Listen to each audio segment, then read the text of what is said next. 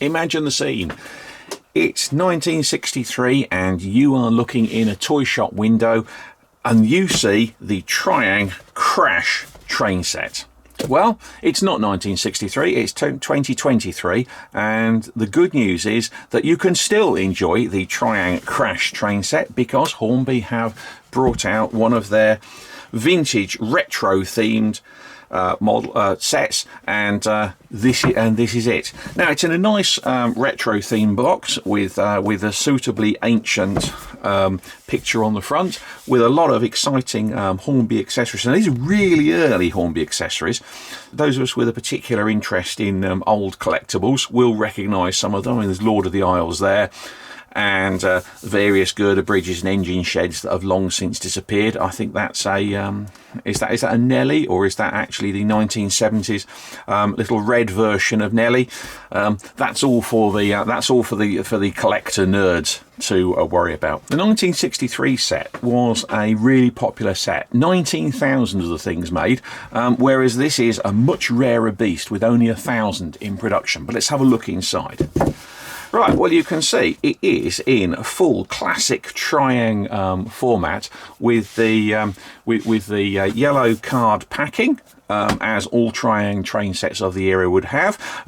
You've got a Triang Railways R30 train set mentioned on there, and there is a loco, crane, match truck, and coach, plus some track to make up a first radius oval, which will work out about 3'1" by 2'6", according to the information on the Hornby website.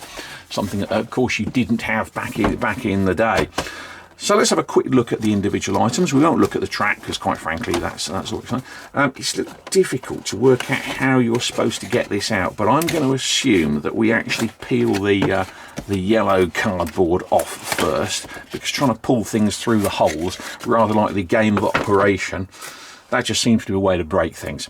Inside we have what's now the classic Hornby packing, which is, rather than polystyrene or plastic, they've used a moulded cardboard, which obviously is recyclable if you throw away the box.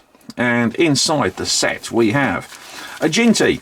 Now this looks like this is a fairly modern Hornby Ginty, 47606. I'm looking at the chassis. This is the version. There's been loads and loads of Hornby Ginties. Let's be honest.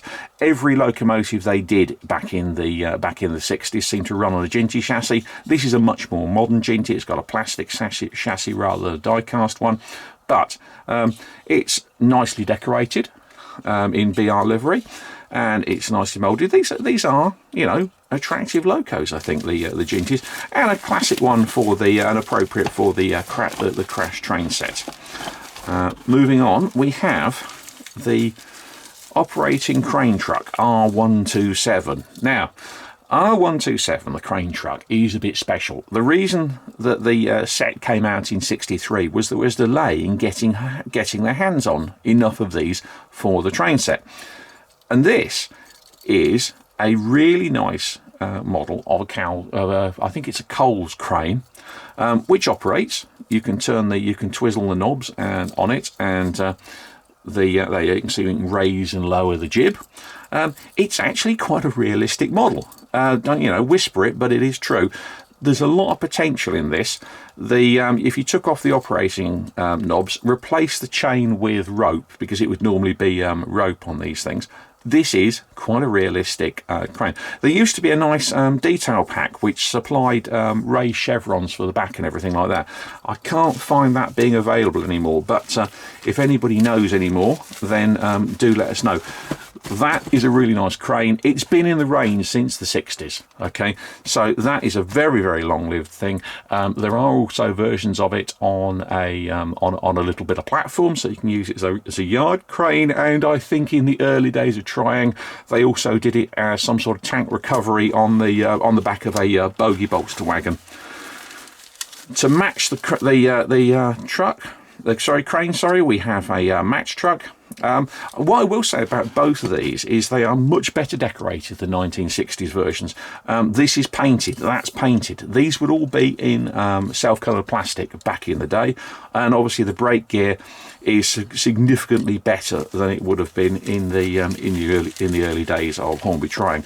So this is very much a retro look, but it's a much better train set than you would get if you've got the original 63 version. And then finally we have a classic Trying Clear Story coach, marked up in olive with the engineering department on the side. Again, these have been in the range for donkey's years, but they're really nicely panelled. I think they're a bit short as far as the prototype goes. Really nicely panelled, and they are the right sort of coach for this sort of breakdown crane, or breakdown train and crane setup, where the permanent way department will have got old rolling stock. Elsewhere we have some standard Hornby track, not the old Super 4 stuff that you would have had in the era.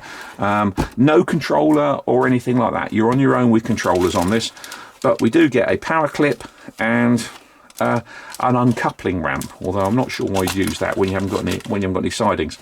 But there we have it. It's a nice set. It's a very nice. It's aimed very, very squarely at the collector, but this is a nice train. This crash train set. Attractive little things to run on your layout, and so you can look at this as either something that you keep as a collector, or it is a very, very usable train, nice to run on the set, and very, very attractive combination. So again, nice idea from Hornby, very sensibly looking at their collectors market, and appealing to a whole different group of people for whom this photo on the box lid sparks proper nostalgia.